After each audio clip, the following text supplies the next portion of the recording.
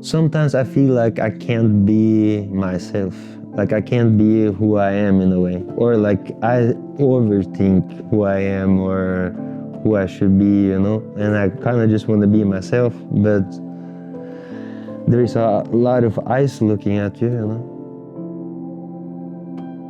He can turn into a totally different person, like an aggressive, evil, scary guy that you don't really want to hang out with.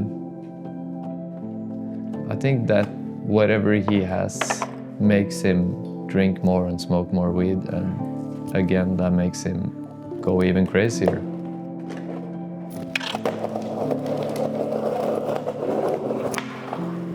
Oh my God!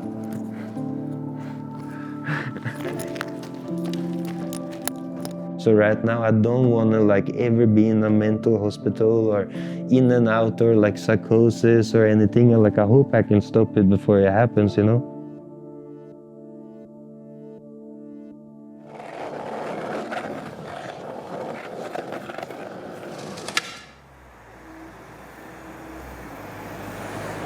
What's up? Welcome back to Epically Latered.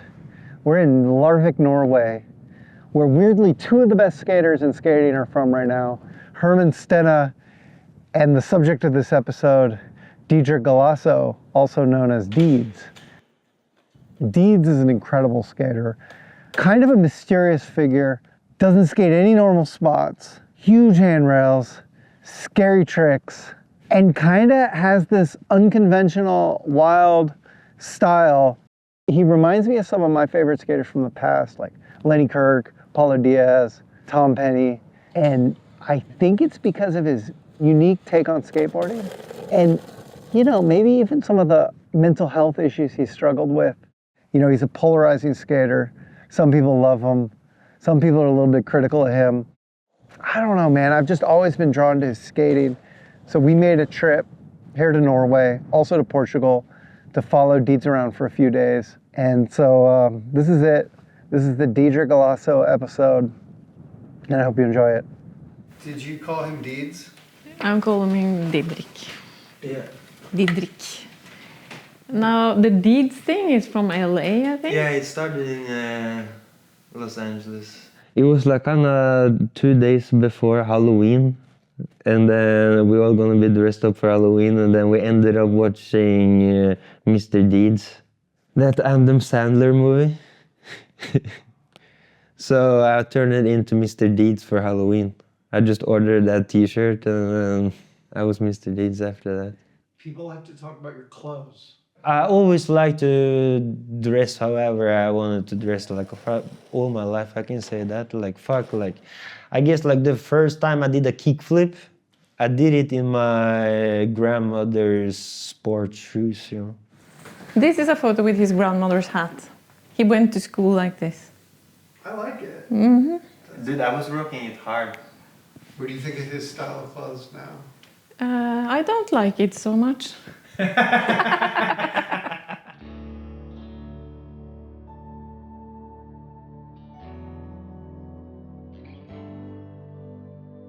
My mom is born right outside of Larvik, and then my dad is Brazilian. So you grew up in Brazil?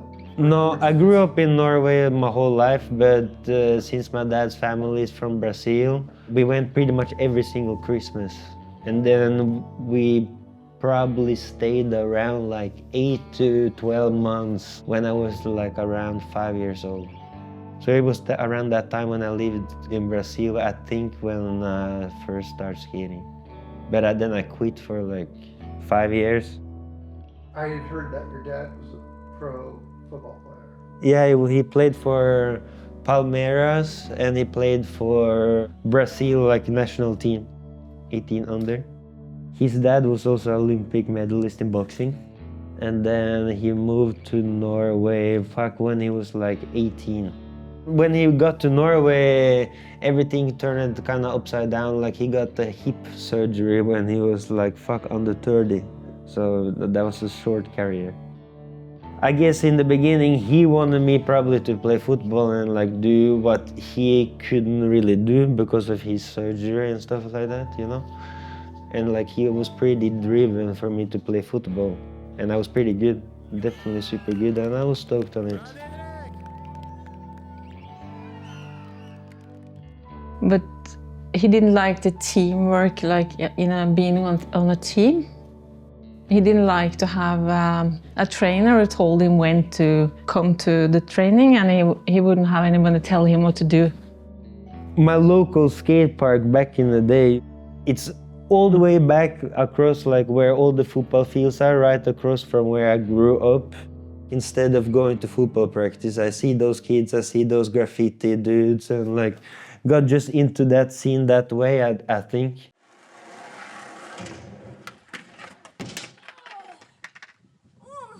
Like see the skate park and you can see they can skate and do whatever they wanted all day, and there is no coach. Yeah, that was kind of the first love in the beginning, I guess. You can do whatever you want and you can be your own person. So I was disappointed at that time, but I say, no, it's okay for me. If you want to do this, if you be happy like this, for me, it's okay. He talked about sometimes to me, Papa, I want to be a professional skateboarding. I want to be the best. Me, Pekka, and Herman, we all from Larvik. I'm pretty sure I got sponsored first, yeah, by the local shop. And I'm pretty sure Deedz also got sponsored not too long after that. When we started skating together, it was always so fun, and it was like always so much energy. Especially with him, because he can't sit still. I can say that when I was young, that I looked so much up to him. Like he was like my favorite skater, you know. We're only 2 years apart, but fuck, I want to cut my hair like him, and like, you know, I want to be him in a way. If I'm being totally honest, I always thought like Herman was the naturally gifted one. Yeah, it took me a while to like really figure out like why people were so stoked on these. The first trick I ever filmed on a VX, I remember we all skating at this plaza, and then I'm like, fuck, I want to like film this trick, and it's like a hard flip down a gap, whatever. And no one really like believed me or thought I would do it, you know? And then like my dad drive us to the spot. I did the hard flip first, right? It's actually pretty like a legendary gap in this town. And it's so sick because he's like so happy and stoked, and just you can see his dad's fucking also like so happy and stoked, and they just jump on each other. I think I'm as big a fans he have. I am fan number one. Did you go to the school he went to in Malmo? Yeah. Could you talk about that? It's just a school for skating, basically. So the Bryggeriet Gymnasium is a school it's normal school, but they have the program for skateboarding. They have the classrooms and everything, but then you have the big ass skate park just right there. Once he moved there, we lived together for a year, which was pretty cool. We're so different, so living together wasn't like the best. Like, How are you guys different? it's just like I can be a little messy and he's really clean. So if it's something somewhere, he's gonna be, Herman, can you clean your shit up? And I'll be like, yeah, of course, but then I take some time to clean it up. How did you first get noticed like internationally? Like the first Ruka trip with Spanky and Nestor and all those guys. Yeah, I first met Deedz, which I didn't know at the time. It was the first skate tour he went on. We were both skating for Ruka at the time. He came to like test him out to like see how he got on with whatever, like a real skate tour. Traditionally in skateboarding, when you're gonna get on a team, it doesn't matter how good you are, it doesn't matter all the outward appearances, you really have to gel with the team. I think, yeah, fundamentally you're spending time with these people, you're on tour with these people, you're skating together. What's your etiquette like? Are you like supportive of a team effort? Are you just in it for yourself? So these are all kind of like the unspoken truths. He was young, and I don't know how much he was aware of all these things, but he's instantly like a very genuine person that you can get along with, even with the age difference. Like, I really liked him. And then like Brandon Jensen, that Ruka filmer, he kind of like invited me to Long Beach, film like a part in a month. And I think like after that, the ball started kind of rolling. He just fucking became so good. He has such a good and impossible, and he always looked up like Dylan Reeder. When I started filming with him in Oslo, like after those Ruka days, and I saw like how determined he was, that's when I started to like, okay, yeah, I understand like why. He just took that step, you know, like he put himself out there. When I was younger, I used to go on all these competitions around the world, and I never really booked a hotel room. I just booked my flights, and then I just kind of wing it. Like I found a place, I found a roommate, I found like a crew to stay with the whole time I'm there. We were in Simple Session, Estonia. And then I don't really have a place to stay, and I ended up like getting to know a bunch of Nike dudes. And then I see Colin there every night, you know. He joined for dinner a couple of times, and we took him for dinner, of course, because he was just with the crew. He just kept contacting me. He was producing, he was coming out with footage. His productivity is on another level still to this day, but it was almost to the point where it was hard to deny. Like, he deserved to have something. You know, we eventually officially signed him. And now it's been, I think it's 10 years this year.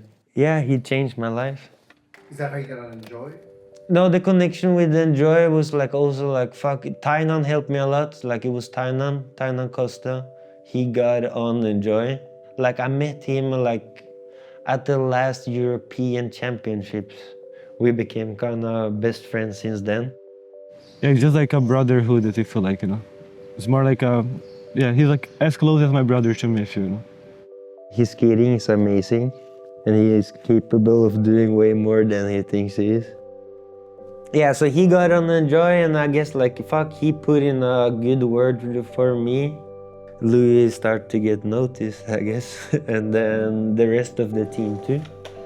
Did like a bunch of Enjoi missions. Definitely the best trips of my life.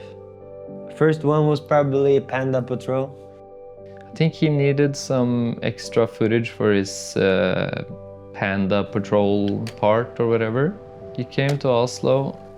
Yeah, I hadn't really filmed with him that much, and I was really impressed, and we got like probably 5 clips in 2 days. And then since then, we pretty much put out a part a year, I think, so maybe like 5-6 parts.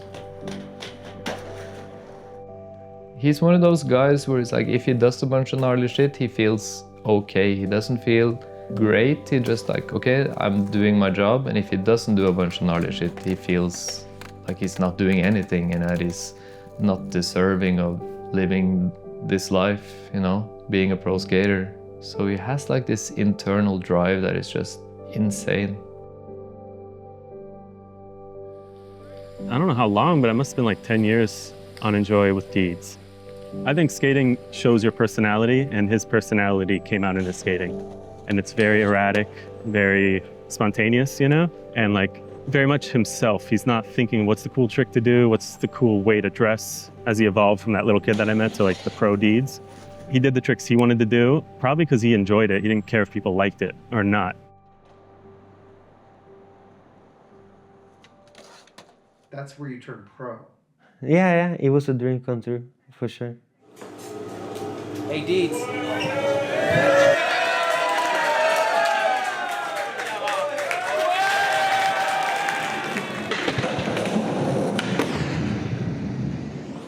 I have the board in Larvik. It's at my parents' house.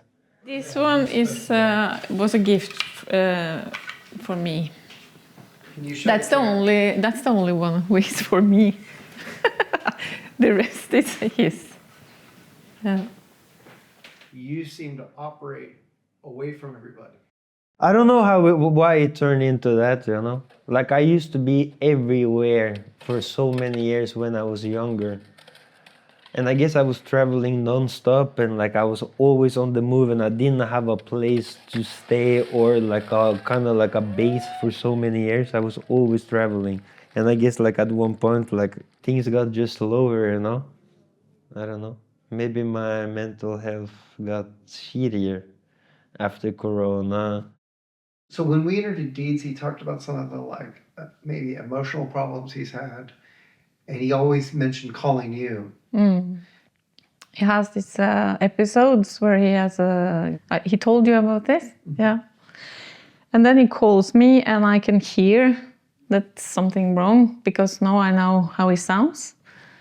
And I know what helps, because the thing is, if he can't sleep for 2 or 3 days, his brain got overloaded, so he can't relax. So it's like on full speed.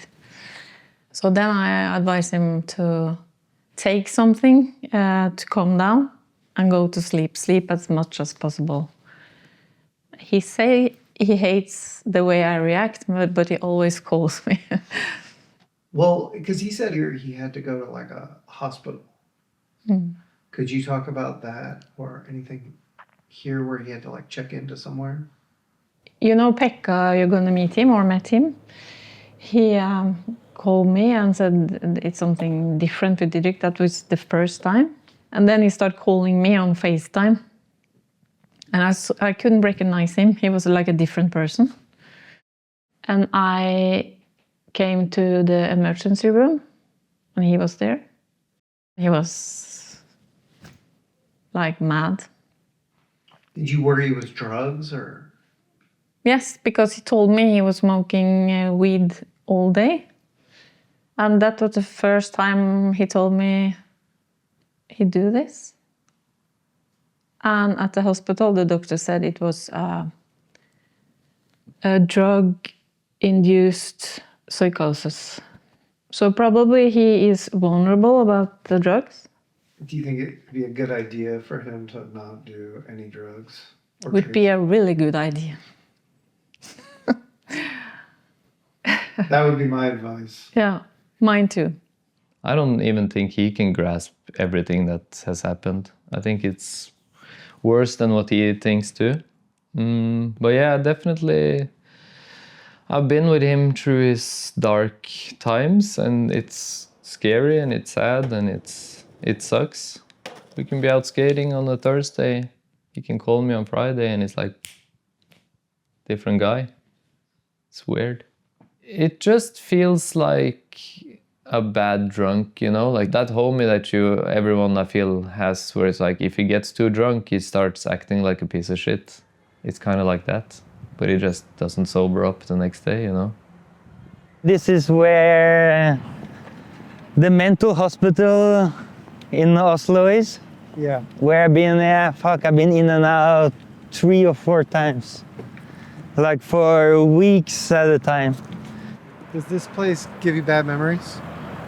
No, it don't give me bad memories. I just never want to go in again. I think the episodes definitely happen during stressful periods of his life. If it would be girl problems, or even if he has a deadline, if he's stressing out, overthinking, I think that can trigger it. And it's usually in the winter. Every time after it's been when I'm going through a breakup and I've been on a trip. We're in Dunedin, New Zealand. And like I'd been on one trip with Deedz, but I didn't know, like none of us were aware that he was struggling at this point. So it was a little bit like out of the ordinary. Just smashing beer bottles on the spot, saying shit to other team riders, or just like having like super weird conversations, I guess. Just like conversation that made sense for me, but like other people is maybe like thinking like, what the fuck is going on, you know? Also, when those things happening in my mind, like you can't really stop me. He definitely was being a dick on some of the sessions. He'd smoked a bunch of weed, more than I'd ever seen anyone smoke, to be honest. And then he was drinking a lot. That night, everybody goes to the hotel, I go into the casino. I remember going up, looking at all the cash machines, and then like, fuck, I grab my phone, I go to the bar, order a drink, call my mom, I'm like, Mom, can you please tell me my grandmother's secrets or lucky numbers, you know? We went up to the room and then one of the other guys got a message from Deed's mum being like, Deedz needs help. Like he's trying to go to the casino and like spend all his life savings. I was like, I kind of had experience in that with like people that I'd known in the past. So I was like, maybe I could go down there and help. And he was yelling at the security guards at the casino because they were kicking him out, and he was trying to get drugs. And I was just like talking to him, like trying to like veer him away from the situation and kind of calming him down. And I think we talked for like 2 or 3 hours. You kind of just try and be there for them and make sure like they're heard in a way, because they don't feel like that they're understood. So he apologized the next day, but then it happened again the next night. We couldn't send him home, so we had to figure out a solution, and I guess that solution was taking him to a mental health rehab place. I was so bad, you know. I'm so embarrassed about it. I know he probably wasn't purposely doing this. Like, mental health is no joke. Yeah. The chances are you'll go in again.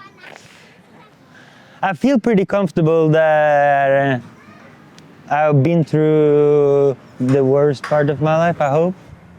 He's been nice most of his life, and maybe for 3 episodes he's not nice. So I think if the world thinks of him as a crazy person, I think it's unfair, because he's really normal and a really nice guy. There is a couple hours during the day you could be out if they see you that you're able to handle yourself, you know. My friends came. I got to meet them in the skate park some nights, but had to come back. Walking home from the skate park saying bye to everybody. It was the worst time of my life, you know. Then going back in there. Yeah. Maybe. Told me you guys filmed a trick at the mental hospital, like Yeah. out front. The day after he got out, he was looking at the spots when he was like smoking outside of the mental hospital. I didn't know that it was his mental institution that was back there, like, but it was just like this big ass double set, and it was like fall, so it was leaves everywhere. It was super slippery. It was no landing. It was literally just gravel. The landing was gravel, and he needed like some sort of wood, I think, or whatever in the landing. He just poured leaves over it so it doesn't like become visible. In a way, it kind of made me so mad and uncomfortable to be in there that I wanted to do something really close to the hospital.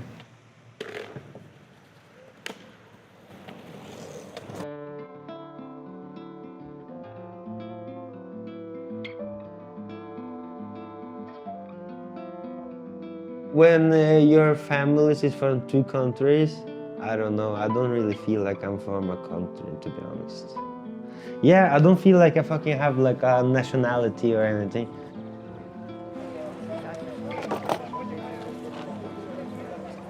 Maybe we can ask if it works. Why'd you move here? My friend Tainan lived here, and I kind of always knew I was wanted to move here for a bunch of years. After all those things that happened, I think he also needed like a change. For the most part of the year, we have good weather, and that also makes a big difference like on your mental health.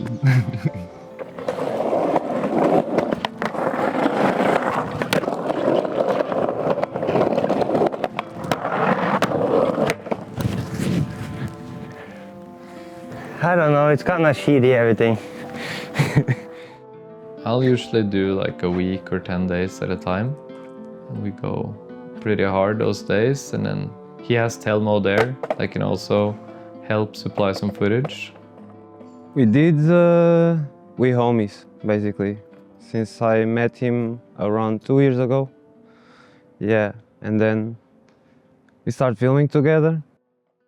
He would go to all of those spots that you pass by every day, and then you think, oh, that would be sick if maybe that's possible to skate that, but no one ever does. That's the kind of spots he was skating for a while.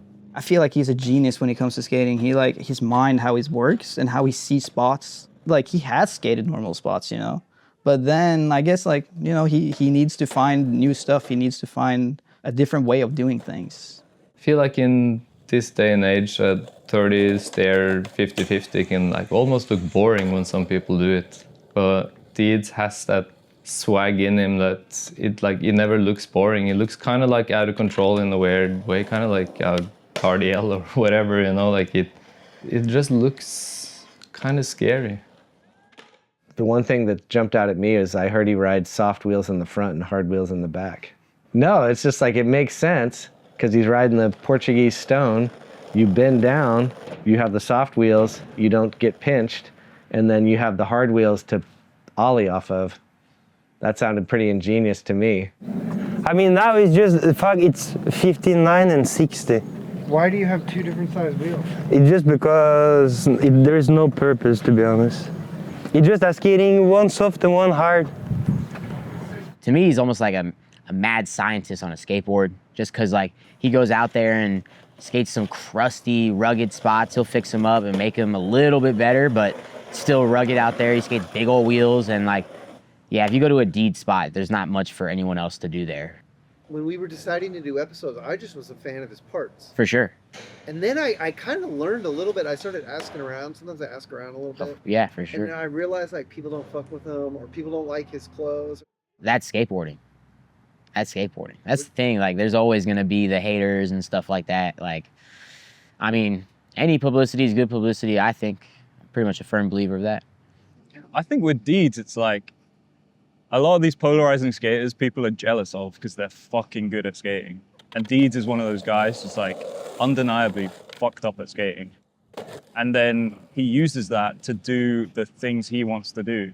Skateboarding is supposed to be this like underground, like counterculture, like creative thing, and we all just dress the same and do the same tricks. So it's like everyone's hating on the guy doing different shit. It's like, what are you skateboarding for? People love him or hate him, but at the end of the day, everyone will watch. The one hubba that I almost died, I wouldn't say die though, but I could have died, is right here. Which trick did you do? It's this one.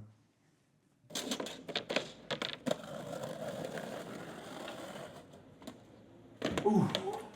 Yeah, where he falls off the top of that ledge and gets that clobbered. Like, yeah, when you're dancing with the devil, you're gonna get fucked up. Do you watch the skateboarding and get worried? Yes, he calls me and say, okay, mom, now it's a new clip on Trasher or something, but it's not nice. I think maybe you don't want to see it. We got there, I grinded down, jumped off, went back, just took more speed. The hubba stopped and I flew forward. But I thought it was gonna be chilling. I thought it was just gonna be one try and that's it. Did you film that hubba where he falls and does like hand? Yeah, that one was fucking super gnarly. It's so easy to say after the fact, but I swear I got like this bad feeling when he was trying it. I was filming on the top.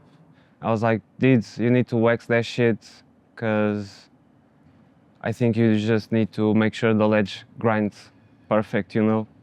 I was kind of like, fuck, do I tell him to not try this, or should I just like let him make that decision? And I did, and yeah, I think it was like the 4th try or something, he just ate shit, and that was the gnarliest slam I ever witnessed.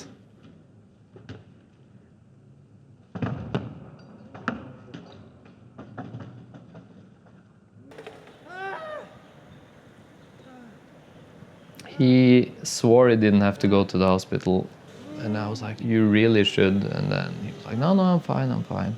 But he couldn't like walk or anything, couldn't get into the car, you know. I remember like 2 hours after that, he was like feeling like kind of nauseous. And he was telling me like, fuck, now I need to do that shit again. Like, what the fuck you mean? You almost died, yo. And then, yeah. He basically went to the hospital. I stayed with him like 2 days in a row. And I think the hospital did pretty much nothing. He even had me send him the clip to show the doctors. They were like, oh yeah, here's some painkillers, you know, you should take it whenever it hurts. And it's like, it really hurts all the time. He got back to that spot like 1 month. I think it was like 1 month after that shit. Like, normal people don't do that shit. Even Pekka was like, tell me, you need to film this shit for me. He was telling me I can't really get it out of my head. I really want to do this 50. I'm not like that, so I would just like put that thing to sleep forever. But he really wanted to do it, and I was like, yeah, if you feel like you can get out of it, if the same thing happens again, you should go for it, if it makes you happy.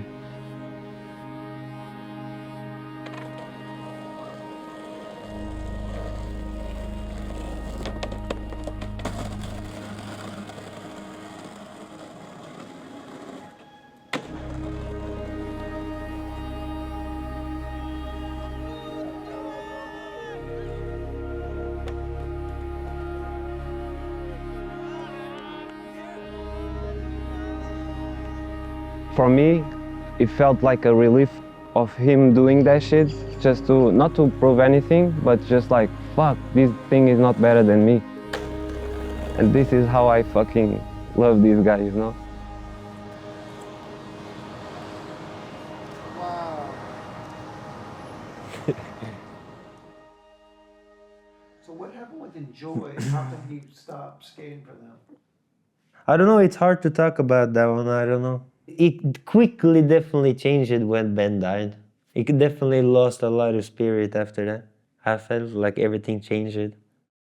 Like I would never ever forget that moment when Louis called me that one night when he called me that Ben did suicide, you know? That was like the worst. Like I was in shock, like fuck, it was the first time I ever heard it, you know? It was the first time a friend of mine did suicide or anything close, you know?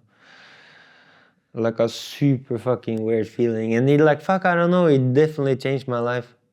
Yeah, he changed my life. I mean, I completely agree with him on that. That's something I haven't really said out loud either, is that like when Ben died, Enjoi, and even skateboarding to me, not the act of skateboarding, but like that whole life was done for me. I respect that company and I love that company so much, like to this day and all that, you know? But it was just I wanted a change, I guess. But yeah, it changed a lot. And then like it fell into this corporate death spiral of like the parent company sold it off, made a bunch of money, and they fired everybody else. You know, that's what happens. That's American success story. And Deedz was one of the first people to leave. And I remember talking to Louis, because Louis enjoys Louis' life. It was my life. It was my skate career too, you know, like, and then try to ride for other things after that. But we were talking and we're like, all right, if we're going to make this thing work and like keep going and transition to something else, like we need the core people to stay on it. And the core people now were Deedz. That was the dude I thought was like the future of the brand. So the brand tanked. He went off and did something else. That's how it goes.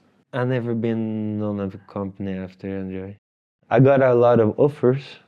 Do you think when you're trying to get on teams, some of these episodes makes it so that a company is like, this guy's like a risk? No, I don't think so.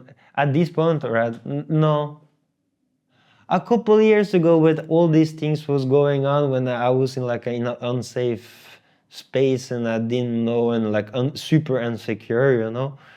Maybe then it counted in, you know, but now it doesn't.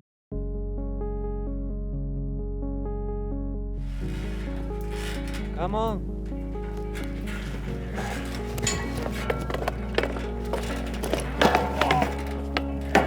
Yeah. What do you think your goals are in skating now? Fuck, to be honest, just like skating, being happy, you know, like keep working on the mental health stuff. I don't know, skating never been this fun before now, in a way. Yeah, feel good in my own body. Not too much anxiety. I slept all night last night, you know. To being on like a big trip again, I would be like chilling. Like I'm chilling 100%, you know.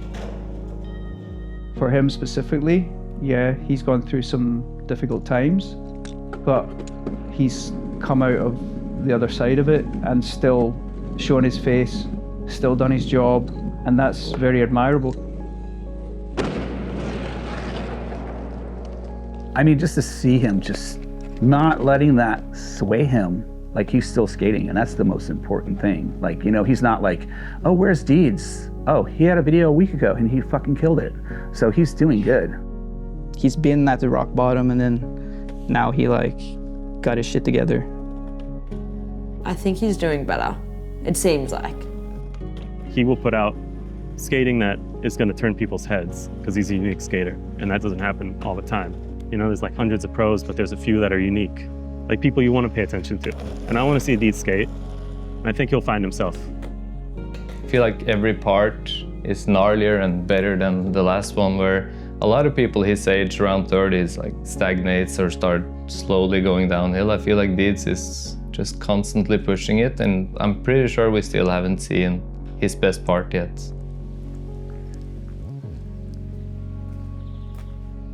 I can't stop him. I have to live with it. For him, I think, it's gonna be okay.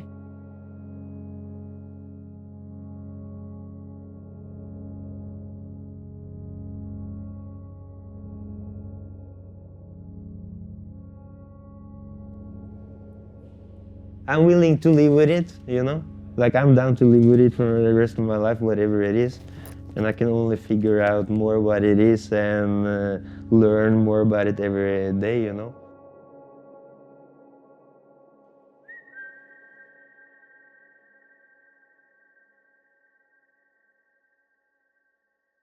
All the way up to now, I love to watch like Epically Later, but yeah, it changed now. Before I'm gonna do one. Like now, every time your face turned on, I had to turn off the screen. I have the same reaction.